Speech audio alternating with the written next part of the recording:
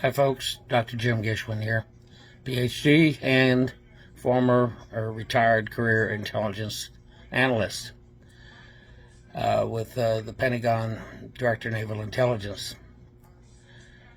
I was also Army intelligence for a while too. Anyway, let's all this stuff is crap. I mean, Harris and her vice presidential candidate, for God's sake, that's a communist ticket. It's an absolute communist ticket. I mean, this guy wants kids to sit there and be born and then decide whether or not to kill them. That's infanticide, for God's sake. He is further left than she is. I'm not talking about Democrats. I don't think there's a moderate Democrat left. Is there? I mean, my God, if you guys go for these people and you're a Democrat, you ain't moderate. And putting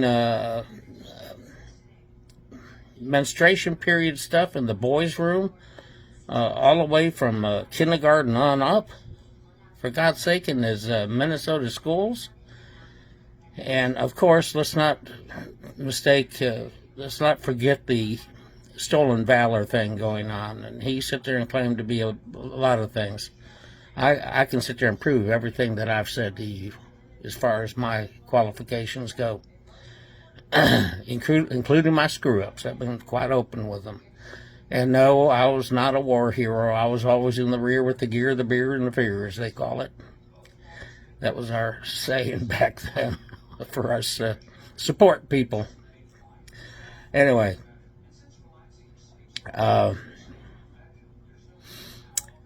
these things, Harris has come out and stolen some of Trump's talking points already. She figures that's the way to sit there and get them in a debate, sit there and just take it as part of her own and claim that he's sitting there copying her. And what's this Project 2025 thing? Trump has said 1,000 times he does not support that. Okay, and they keep bringing it up. They keep bringing up that he's going to destroy Social Security, and he has said every single time he's on the air and being recorded that he will not change the date, eligibility date one bit. Okay, and that he believes that seniors should not be taxed on their Social Security. And he's the first one that came up with the thing of no tax on tips. Now Vance has come up with this $5,000 deductible, automatic deductible per child thing on your taxes. It sounds good. Doesn't sound good to me because, heck, I'm too old to have that stuff. But some of you do, and it's a good thing for you. So I support it. I mean, and all she does is sit there and give these platitudes and stuff. Now, I want to sit there and hooray for Zelensky. They sit there and actually attacked Russia territory. Okay? So they surprised the Russians. The Russians are really doing crap right now. They sunk one submarine twice, for God's sake. I mean, the Soviets sat there and raised it, sat there, got it back in the commission, sent it back out into battle, and they sunk it again. So the fleet out there, the Russian fleet out there, has been kind of decimated. Yeah. I'm an old guy, understand that. Speaking of old guys, our old president, okay, came out and was being interviewed. And he was asked this one question. He sat there and said, do you feel that there will be a peaceful transfer of power come this November? And this was probably a Freudian slip, because I'll tell you, the leftists will not readily give up power. And I'll tell you why in a minute. At first he said, yeah, if Trump wins, there'll be violence. And then he changed his mind and said, no, if Trump loses, there'll be violence. Well, here's what I'm thinking about. These people up there have pulled so many tricks, have done so many illegal things against the Constitution. I will not sit there and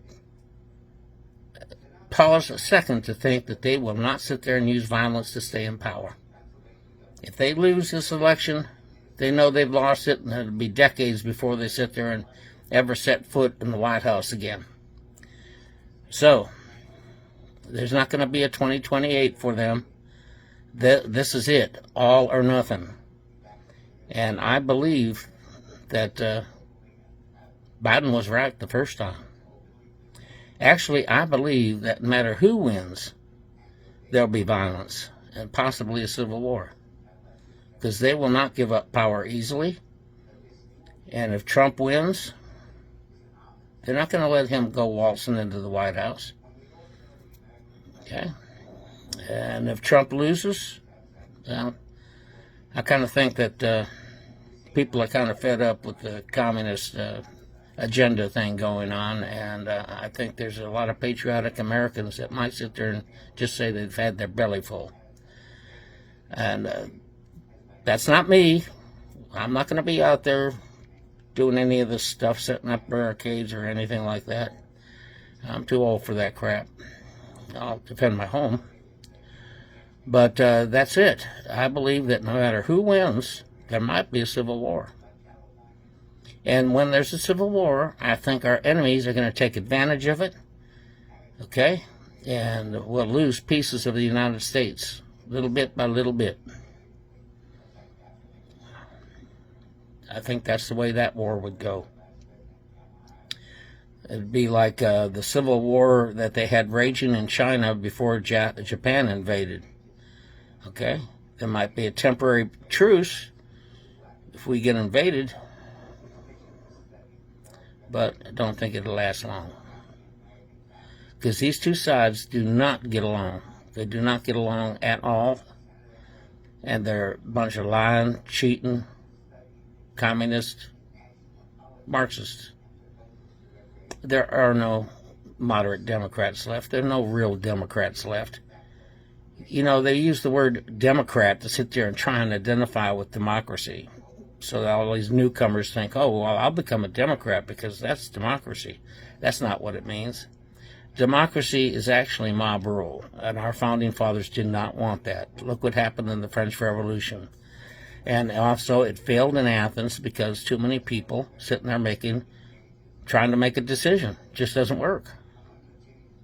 I'm sure some of you have seen that happen in committees and other things that you're members of. A pure democracy does not work.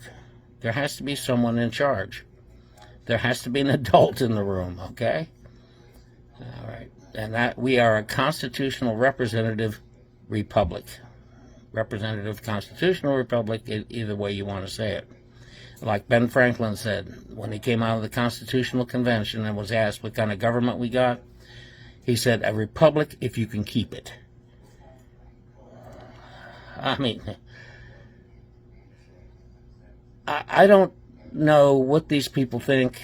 The common voter is so stupid to sit there and put up with some of this crap that's going on.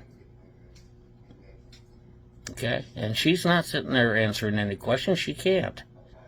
She can't defend anything because it all belongs to her. And now it belongs to her vice presidential candidate, who has got a lot of smear stuff going on him already. And well deserved. Okay? He earned it. I'm surprised Minnesota's still a state in the union, for God's sake, with the stuff he's done. In fact, I think, if you remember, during the Summer of Love, when he sat there and ignored everything while his cities burned, Minneapolis, St. Paul, after the Floyd riots, during the Floyd riots, with Antifa and BLM, and then Harris sitting there bailing out the people that got locked up at the same time. So they're a match made in hell, quite frankly, in their communist paradise, in their minds. These people live in a bubble. These people, the ends justify the means. Remember that. And they'll always accuse the other side of doing anything that they are thinking of doing, or have thought of doing, or are doing. Okay? Or else the subject would have never come up. Well, folks, I'm going to leave you with that. pray there isn't a civil war, but I don't see any other end to this. I don't.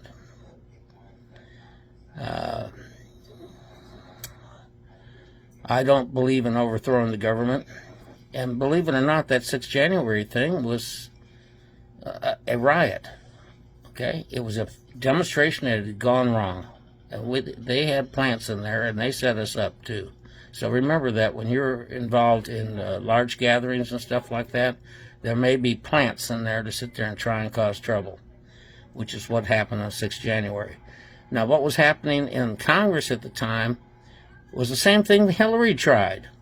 Okay? In the Constitution, it says there's an amendment that sits there and specifies that you can challenge, okay, the Electoral College votes if you have a congressman, 2 congressmen, I think it is, and at least 1 senator. Well, Hillary, when she contested the election results in 2016, did not have a senator on her side. We had Lindsey Graham, okay, and Ted Cruz. So anyway, I'm going to leave you with that. Just remember, that's constitutional. Remember, I teach the Constitution, okay?